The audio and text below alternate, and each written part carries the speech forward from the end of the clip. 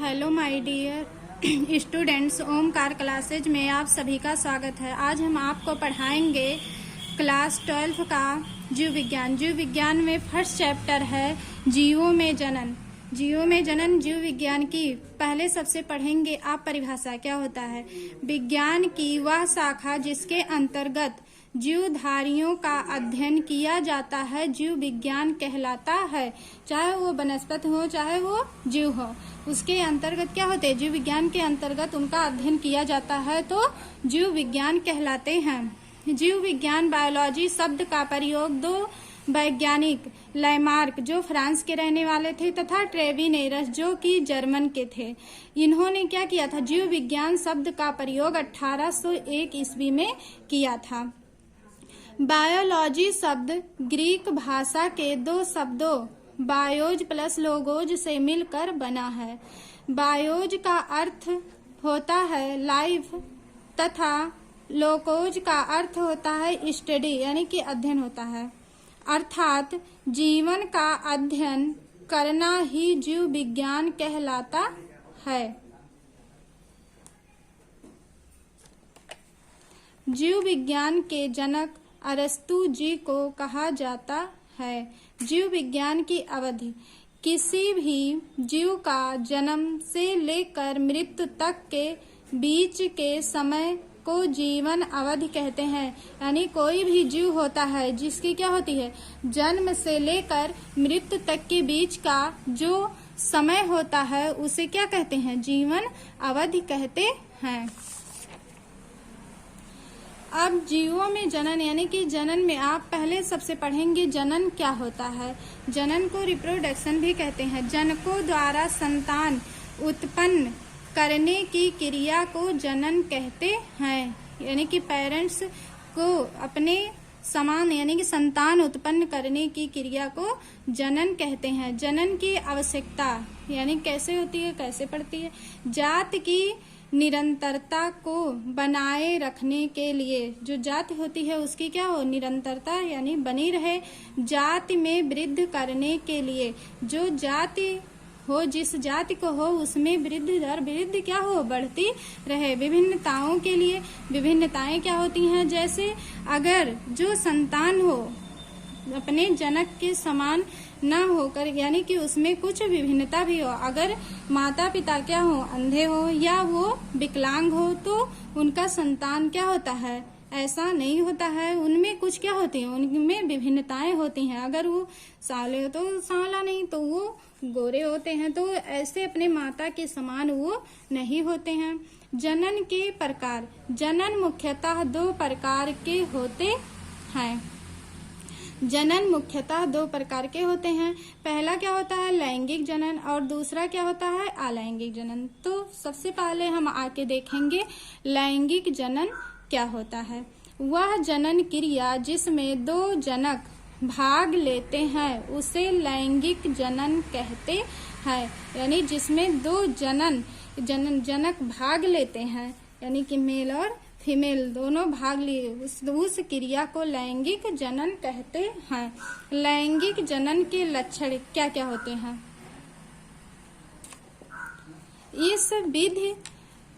इस विधि में मुख्यतः जनक के रूप में स्त्री एवं पुरुष भाग लेते हैं। यानी लैंगिक जनन में स्त्री एवं पुरुष भाग लेते हैं।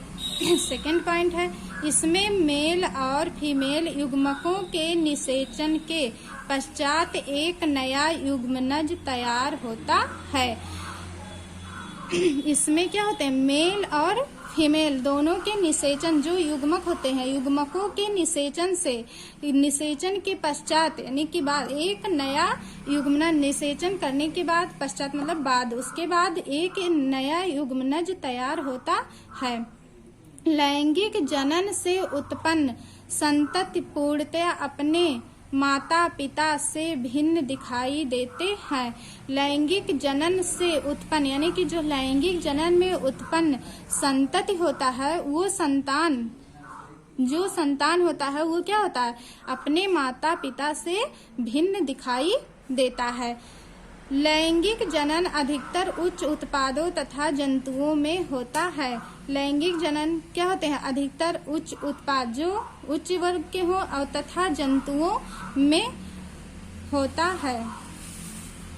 जीवन चक्र की अवस्थाएं। जीवन चक्र की अवस्थाएं। जीवन चक्र की मुख्यतः 3 अवस्थाएं होती हैं। एक किशोरावस्था होता है, एक जनन अवस्था होता है, एक जीर्णावस्था होता है। किशोरावस्था यानी किशोरावस्था क्या होता है? किशोरावस्था हुआ होता है जैसे कि आप किसी पौधे का एग्जाम्पल ले लेते हैं। किसी पौधे को आपने लगा दिया तो वो क्या होता है? किशोरावस्था है। अगर वो पौधा क्या हो, फिर वो फल देने लगे तो वो क्या होता है? जनन होता है। जीड़ा हुआ फल देने के बाद वो मरने की स्थिति में जब आ जाए तो वो क्या होते हैं? जीड़ा अवस्था होती है। आपको हम समझा देते हैं हेडिंग डाल के, हेडिंग वाइज। किशोरावस्था क्या होता है? जनन से पूर्व की अवस्था को किशोरा अवस्था कहते हैं। जनन से पूर्व यानी कि जनन से पहले की जो अवस्था होती है उसे हम क्या कहते हैं? किशोरा अवस्था कहते हैं। इसमें किसी भी जीव की बहुत तेजी से वृद्धि होती है। इसमें यानी कि किशोरावस्था में क्या होती है? जो जीव होती है उनकी वृद्धि जो होती है क्या होती है? बहुत तेजी से होती है। इस अवस्था में ही पादपों को कायिक अवस्था कहते हैं। यानी कि इसी अवस्था में ही जो किशोरावस्था होती है, इसी अवस्था में ही पादप यानी कि को कायिक अवस्था भी कहते हैं। अब जनन अवस्था क्या होता है? जनन अवस्था को भी समझ लेते हैं। यह जीव की ऐसी अवस्था है जिसमें वह जनन क्रिया करने के लिए पूर्ण होता है और प्रारंभिक काल को ही यौना अवस्था कहा जाता है। जनन अवस्था यानी यह जीव की ऐसी अवस्था है जिसमें वह जनन क्रिया करने के लिए क्या होता है? पूर्ण होता है और इसके प्रारंभ यानी कि प्रारंभिक काल को ही, प्रारंभ के काल को ही यौना अवस्था कहते हैं। इस काल में लैंगिक अंगों का विकास होता है। इस काल में ही क्या होते हैं? जो लैंगिक अंग होते हैं उनका विकास हो जाता है। जीर्णावस्था क्या होता है? जीर्णावस्था जनन के बाद की अवस्था को जीर्णा अवस्था कहते हैं और कुछ समय बाद जीव की मृत्यु हो जाती है। यानी जनन के बाद जो अवस्था होती है उसे जीर्णा अवस्था कहते हैं और इस अवस्था के बाद कुछ यानी कि कुछ समय बाद उस जीव की क्या हो जाती है? मृत्यु हो जाती है। पादपों की जीवन अवस्थाएं। पादपों की जीवन अवस्थाएं यानी कि क्या होती हैं? क्या होती हैं? पादपों में जीवन अवस्थाएं निम्नलिखित 2 प्रकार की होती हैं। वो 2 प्रकार कौन कौन से होते हैं देखते हैं। पहला होता है मोनोकार्पिक और दूसरा होता है पॉलीकार्पिक। मोनोकार्पिक क्या होता है? मोनोकार्पिक में क्या आते हैं? यह पादप अपने जीवन काल में केवल एक बार पुष्प का धारण करते हैं। यह फल उत्पन्न करते हैं, फिर इसके बाद इनकी मृत्यु हो जाती है। तो ये क्या कहलाते हैं? मोनोकार्पिक कहलाते हैं। अब आप समझने के लिए जैसे एग्जाम्पल में लेते हैं, क्या होते हैं? गेहूं, चना, धान, केला, ये सारे यानी कि जो पौधे होते हैं ये अपने जीवन में एक बार क्या करते हैं? पुष्प का एक ही बार पुष्प का भी धारण करते हैं और एक ही बार फल भी देते हैं और ये फल और पुष्प देने के बाद ये क्या होते हैं? इनकी मृत्यु हो जाती है। तो ये मोनोकार्पिक में आते हैं। गेहूं को भी देखते हैं, वो क्या देता है? एक बार ही पुष्प और फल देते हैं, उसके बाद इनकी क्या होती है? मृत्यु हो जाती है। चना का भी वही हाल है, धान का भी और केला का भी। और पॉलीकार्पिक में क्या क्या आते हैं? पॉलीकार्पिक यह बहुवर्षीय पादप होते हैं जो अपने जीवन काल में बार बार पुष्प का धारण करते हैं, उसे पॉलीकार्पिक कहते हैं।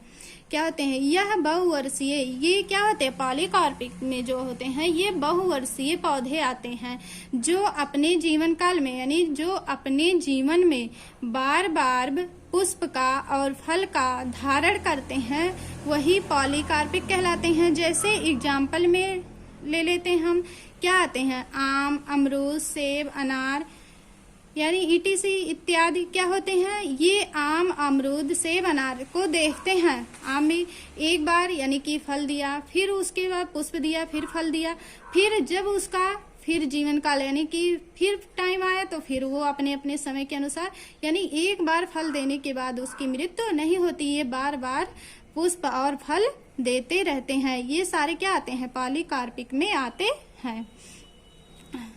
अब आपने लैंगिक जनन में इतना पढ़ा। सेकंड टॉपिक आपका आता है अलैंगिक जनन। अलैंगिक जनन क्या होता है, जिस जनन प्रक्रिया में एक जनक भाग लेता है उसे अलैंगिक जनन कहते हैं। जिस जनन यानी कि जिस जनन प्रक्रिया में एक ही जनक भाग लेता है उसे अलैंगिक जनन कहते हैं। अलैंगिक जनन का लक्षण क्या होता है, अलैंगिक जनन में एक जनक भाग लेते हैं।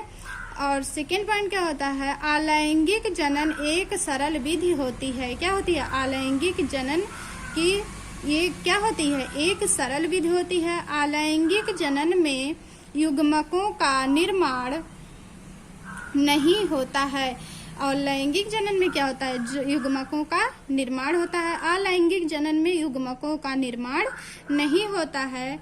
फोर्थ पॉइंट है, इसमें केवल समसूत्री विभाजन होता है। यानी अलैंगिक जनन में केवल समसूत्री विभाजन होता है।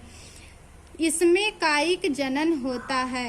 अलैंगिक जनन में कायिक जनन भी होता है। यह क्रिया निम्न जीवों में होती है। यानी जो यह क्रिया होती है वो निम्न जीवों में होती है। जैसे कि एग्जाम्पल में क्या क्या, प्रोटोजोआ, जीवाणु, विषाणु ETC।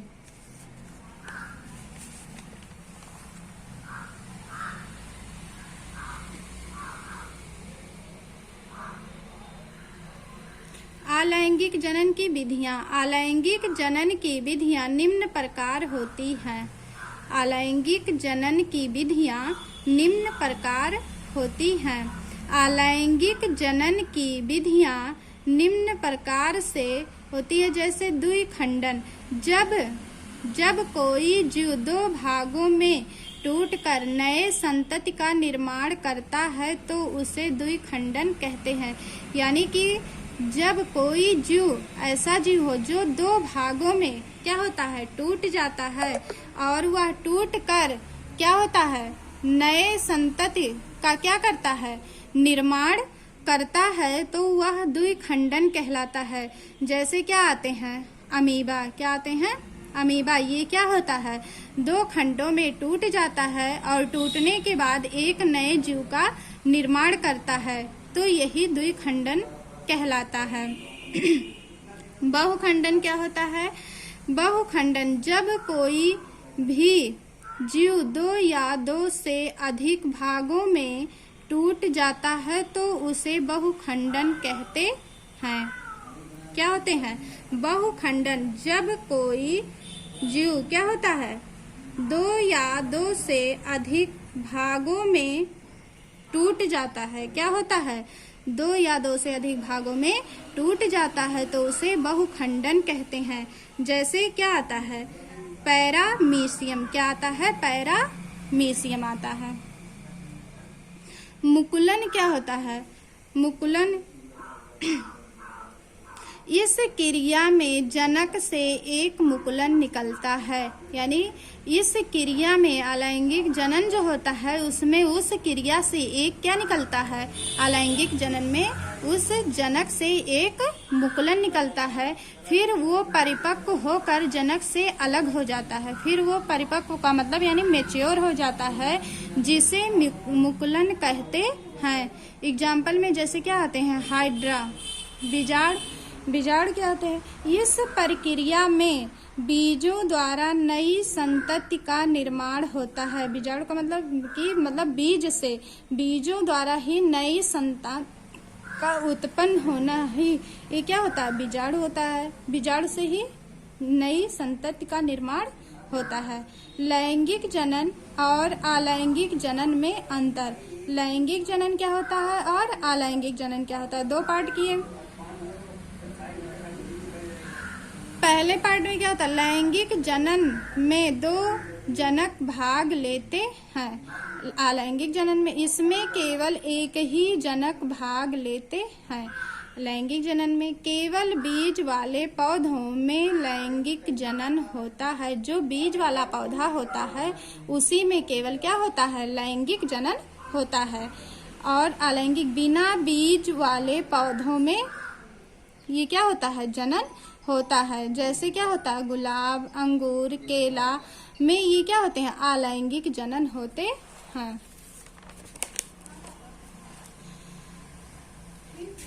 लैंगिक जनन में अर्धसूत्री विभाजन द्वारा अगुणित युग्मक बनते हैं। यानी जो अर्धसूत्री विभाजन द्वारा ही इसमें क्या बनते हैं? अगुणित युग्मक बनते हैं। यह जनन केवल समसूत्री विभाजन द्वारा होता है। किसमें? अलैंगिक जनन जो होता है वो केवल समसूत्री विभाजन द्वारा होता है। अगुणित युग्मक नहीं बनते हैं। और इसमें क्या होते हैं? अगुणित युग्मक नहीं बनते हैं। युग्मक मिलकर युग्मनज का निर्माण करते हैं। लैंगिक जनन में जो होते हैं वो युग्मक मिलकर एक युग्मनज का निर्माण करते हैं। इसमें युग्मनज नहीं बनते हैं। और इसमें क्या होते हैं? युग्मनज नहीं बनता है। उत्पन्न संतति में जनक के गुण विद्यमान होते हैं। उत्पन्न यानी कि जो संतत होते हैं इसमें जो गुण होते हैं वो क्या होते हैं? विद्यमान होते हैं। उत्पन्न संतति में जनक के गुण विद्यमान नहीं होते हैं। अलैंगिक जनन में जो संतति उत्पन्न होता है जनक के, उसमें क्या होते हैं? जनक के गुण विद्यमान नहीं होते हैं। कायिक प्रवर्धन क्या आते हैं? अब आप आते हैं कायिक प्रवर्धन। कायिक प्रवर्धन क्या होता है? पादप के क्या होते हैं? पादप के कायिक भाग जैसे जड़, तना, पत्ती आदि के द्वारा अलैंगिक जनन विधि करके एक नई संतति का निर्माण करते हैं जिसे कायिक प्रवर्धन कहते हैं। यानी कि पौधे जो कायिक भाग होते हैं उसका काई वाला भाग यानी कि नीचे का भाग जो होता है जड़, तना, पत्ती ये सब जो होते हैं के द्वारा अलैंगिक जनन की विधि करके एक नई संतति का निर्माण करना ही कायिक प्रवर्धन कहलाता है। जैसे कि मार्त पादप के कायिक अंगों जैसे जड़, तना और पत्ती के द्वारा नए पादप का निर्माण करता है। यानी कि कायिक अंग जैसे कि जड़, तना और पत्तियों के द्वारा नए पौधों का क्या होता है? नए पौधों का निर्माण होना ही क्या कहलाता है? कायिक प्रवर्धन कहलाता है। जैसे कि नहीं समझ में आया कायिक प्रवर्धन क्या होता है? जड़, तना और पत्तियों के द्वारा नए पौधों का निर्माण होना ही क्या कहलाता है? कायिक प्रवर्धन कहलाता है। ठीक। कायिक प्रवर्धन निम्नलिखित दो प्रकार के होते हैं। यानी जो कायिक प्रवर्धन होता है, प्रवर्ध होते हैं वो निम्नलिखित कितने प्रकार के होते हैं? दो प्रकार के होते हैं। एक प्राकृतिक कायिक प्रवर्धन और दूसरा कृत्रिम कायिक प्रवर्धन। ठीक। प्राकृतिक कायिक प्रवर्धन और कृत्रिम कायिक प्रवर्धन दोनों टॉपिक यानी कि दो टॉपिक पढ़ेंगे। अब देखते हैं आप प्राकृतिक कायिक प्रवर्धन में क्या आते हैं और कृत्रिम कायिक प्रवर्धन। तो सबसे पहले आप पढ़ेंगे फर्स्ट टॉपिक प्राकृतिक कायिक प्रवर्धन। प्राकृतिक कायिक प्रवर्धन में किसी नए पादप का निर्माण करने में कोई कठिनाई नहीं उत्पन्न होती है। जो प्राकृतिक कायिक प्रवर्धन होती है उसमें नए पौधों का निर्माण करने में कोई कठिनाई उत्पन्न नहीं होती है, उसे प्राकृतिक कायिक प्रवर्धन कहते हैं। जैसे कि क्या होते हैं, जैसे क्या आता है, जड़ों के द्वारा तने के द्वारा, जड़ों के द्वारा तने के द्वारा वायवीय इत्यादि प्राकृतिक कायिक प्रवर्धन तनों के द्वारा केवल भूमिगत ही क्या होते हैं, कायिक जनन करते हैं। जो भूमिगत होते हैं यानी कि भूमि में, वही कायिक जनन करते हैं। भूमिगत तने यानी कि भूमिगत तने क्या क्या आते हैं भूमिगत तनों में। इस प्रकार की भूमिगत तना संरचनाएं कायिक प्रवर्धन में भाग लेते हैं। इसमें क्या होते हैं, इस प्रकार के जो भूमिगत तना होते हैं, भूमि में पाए जाते हैं तना, वो कायिक प्रवर्धन में भाग लेते हैं। कुछ भूमिगत तना संरचनाएं निम्नलिखित हैं, जो भूमि में मतलब पाए जाते हैं तना और उनकी संरचनाएं। जैसे तना कंद यानी कि तना कंद क्या होते हैं, इस प्रकार के तनों की गांठों पर छोटी कलिकाएं पाई जाती हैं। जो तनाकंद होता है, उस प्रकार के तनों की गांठ यानी कि जो तने पे क्या होती हैं, गांठ होती हैं, उस पे कुछ छोटी क्या होती हैं, कलिकाएं, कलियां पाई जाती हैं, जिनको आंखें कहते हैं। क्या कहते हैं, जिन्हें हम आंखें कहते हैं। यदि आंख युक्त तने को जमीन में बोए जाए तो ये कलिकाएं परस्फुटित होकर नए पौधे का निर्माण करती हैं। ये क्या होती हैं, परस्फुटित यानी कि ये फूट कर फिर वो क्या होती हैं, नए पौधे का निर्माण करती हैं। जैसे क्या आते हैं, आलू आप देखे हैं, वो रख देते हैं, कुछ टाइम बाद उनमें क्या होती है, आंखें दिखाई पड़ते हैं, और उस आंखें को जब जमीन में आप बो देते हैं तो फिर उससे क्या होते हैं, नए पौधे का निर्माण होने लगता है। परकंद क्या होता है, परकंद मुख्य भूमिगत तना होता है, जिसमें विपरीत परिस्थितियों के लिए भोजन इकट्ठा रहता है। अनुकूल परिस्थितियों में वायवीय तनों को बनाने के लिए इनके ऊपर कलिकाएं पाई जाती हैं। इन्हीं कलिकाओं की उपस्थिति की वजह से परकंद कायिक प्रवर्धन में भाग लेते हैं।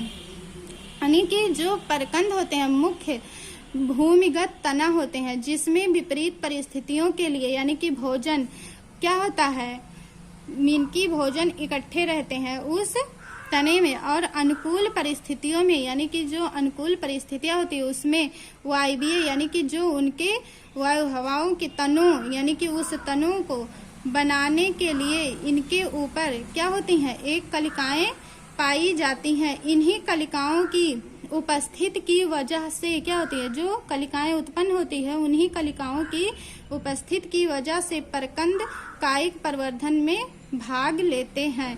जैसे क्या आते हैं, केला, अदरक, हल्दी। बस आज के लिए इतना टॉपिक।